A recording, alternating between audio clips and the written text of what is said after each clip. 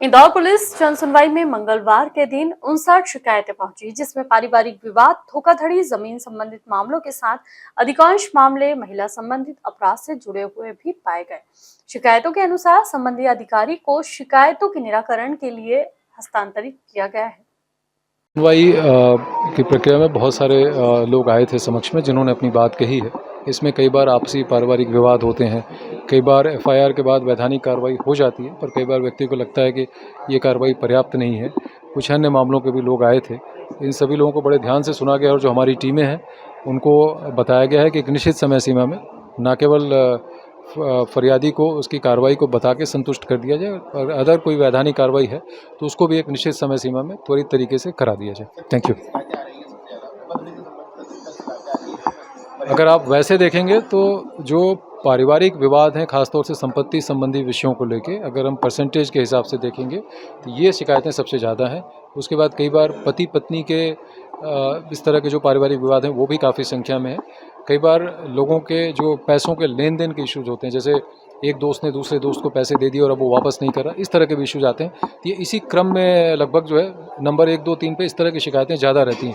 कुछ एक शिकायतें, जैसा मैंने कहा कि एफआईआर हो जाने के बाद सारी कार्रवाई हो जाती है नियमानुसार, उसमें चार्जशीट भी पुटअप हो जाती है, लेकिन ऐसा लगता है लोगों को कि उसमें उनके अनुसार जो कार्रवाई होनी चाहिए थी शायद वो नहीं हुई है।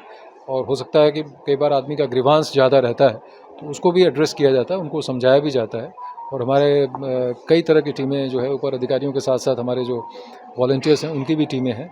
और कई बार अगर बहुत आपसी लेन देन की ऐसी बात है कि जो पारिवारिक स्तर पे ही है, उसको हम लोग कोशिश करते हैं कि उसको मीडिएशन में ले जाके दोनों पक्षों को सामने सामने बिठा के और उसके एक तरह से समझौता हो जाए और उसका एक समुचित जो दोनों का संतुष्टिपूर्ण निराकरण हो जाए। Thank you. इसमें लगभग 650 से ज़्यादा केसेज आ चुके हैं और उसमें लगभग जो है करीब 45 से 50% जो है वो संतुष्टिपूर्वक निराकृत किए जा चुके हैं। कुछ केसेज हैं जिनमें कि जांच की और आपराधिक कार्रवाइयों की आवश्यकता थी, तो वो संबंधित अधिकारियों को भेज दिए गए हैं और कुछ प्रकरणों में ये प्रक्रिया चल रही है।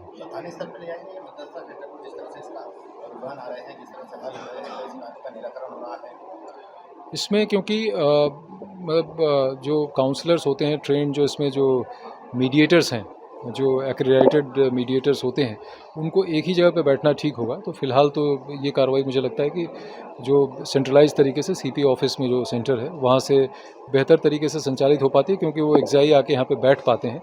अगर भविष्य में इस तरह के अगर आएंगे वो और ऐसी कोई वो बनी तो थानों में भी उनको ले जाके बिठाने पर विचार किया जा सकता है।